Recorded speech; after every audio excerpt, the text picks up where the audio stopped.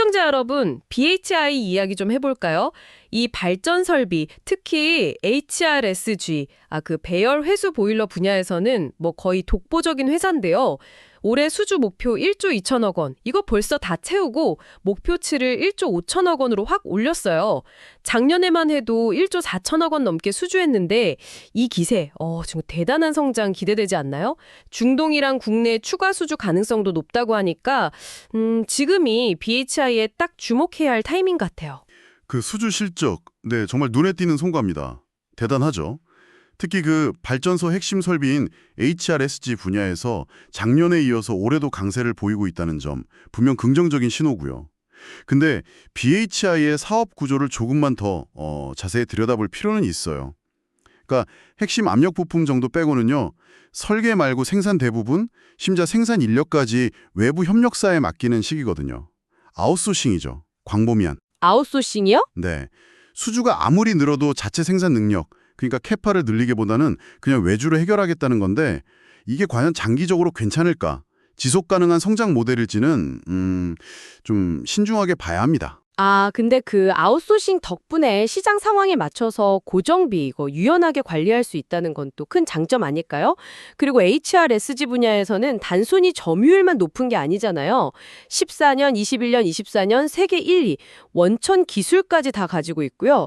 작년 수주액 1조 4천억 중에 1조 원이 HRSG였고 뭐 중동, 일본, 국내 아주 고르게 성과를 냈어요. 이런 기술력, 시장 지배력은 쉽게 안 흔들릴 것 같은데요? 고정비 절감 효과, 네, 분명히 있겠죠. 하지만 그 대가로 영업이익률이 미드하이 싱글, 그러니까 한 5%에서 9%, 그 수준을 넘어서기가 좀 어렵다는 구조적인 한계가 있는 거예요. 회사 측에서도 뭐 아웃소싱으로 엄청난 이익률 개선, 그러니까 레버리지 효과를 기대하기는 좀 어렵다고 보고 있고요. 그리고 또 핵심 기술이 외부로 없이 유출될 위험이라던가 아니면 외주 생산 과정에서 품질 관리 문제, 또 협력사 리스크, 이런 거에도 노출될 수 있다는 점 이거 간과하면 안 됩니다. 하지만 그 성장 기회는 정말 확실해 보여요. 지금 전 세계적으로 친환경 에너지 전환 이게 완전 화두잖아요. 석탄 발전은 줄고 천연가스 발전 수요는 늘고 있는데 이게 바로 BHI 주력 제품인 HRSG에게는 뭐 엄청난 기회죠. 특히 요즘 데이터 센터 엄청 늘면서 안정적인 전력 공급원, 이걸로 LNG 발전이 다시 주목받고 있고요. 건설 기간도 원전이나 석탄 발전소 이런 거 10년 넘게 걸리는데 이건 훨씬 짧아요. 한 4, 5년. 그래서 수요 변화에 빨리 대응할 수 있다는 점도 아주 매력적입니다. 천연가스 발전 수요 증가, 근데 그건 분명 긍정적인 환경 변화죠. 맞습니다. 다만 이게 수주 산업이다 보니까 실적 변동성이 크다는 점은 기억해야 합니다. 작년 말에 수주가 좀 몰려서 올해 실적은 아마 하반기에 더 많이 반영될 걸로 보이고요.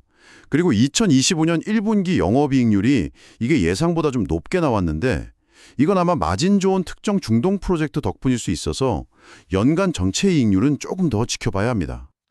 그럴 수도 있겠네요. 네. 게다가 최근에 환율 변동 때문에 한 200억 원 정도 평가 손실이 났었잖아요. 수출 비중이 높으니까 환율 변화에도 좀 취약해요. 물론 환해지, 그러니까 환율 변동 위험 줄이는 조치를 하고는 있다지만 그 효과라는 게 또 제한적일 수밖에 없고요. 원자력 분야도 빼놓을 수 없죠. 원자력 발전소의 핵심 보조 설비, 그 BOP 시장에서도 BHI 입지가 아주 탄탄해요. 작년에 신한울 3, 4호기에 들어갈 1,500억 원 규모 BOP, 이거 이미 수주했고요. 앞으로 뭐 체코 같은 해외 원전 수주가 딱 성사된다면 원전 2기 기준으로 한 1,500억 원, 추가 수주도 충분히 가능해 보입니다. 그리고 차세대 원전으로 꼽히는 SMR, 그 소형 모듈 원전용 BOP 시장 진출도 지금 준비하고 있고요. SMR 관련 수주나 미국 시장에서 뭔가 의미 있는 성과는 글쎄요, 빨라야 내년 이후에나 기대해 볼 수 있을 것 같습니다.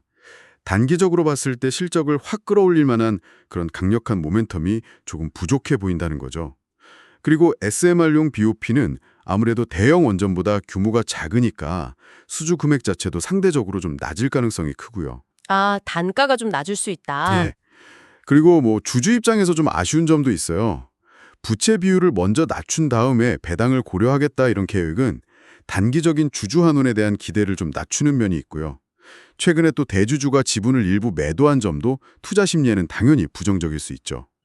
설계 인력을 늘리면서 사무동 증축한다고 하는데 여기에 또 몇십억 원 비용이 들어갈 예정이라는 점도 참고해야 하고요. 물론 뭐 그런 우려도 있겠지만 그래도 BHI는 필리핀에서 5,200억 원 규모 석탄 보일러 수주했잖아요.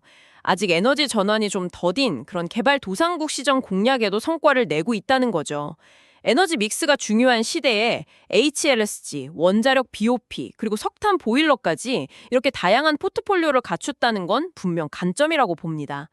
회사에서도 2025년 매출 6천억 원대 중반, 영업이익률은 여전히 미드하이 싱글, 이 수준을 목표로 제시하고 있고요. 포트폴리오 다각화 자체는 긍정적이지만 그래도 각 사업 부문별 수익성하고 위험 요인을 좀 냉정하게 평가할 필요는 있습니다.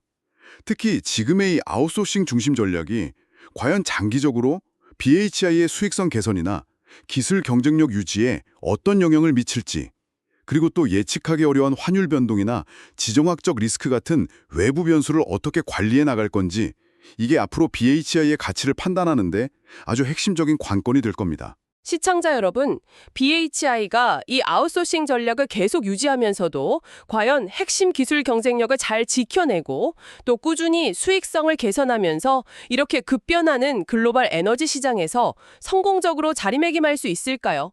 이 질문에 대한 각자의 답을 찾아보는 과정이 BHI 투자를 결정하시는데 중요한 열쇠가 될 것 같습니다.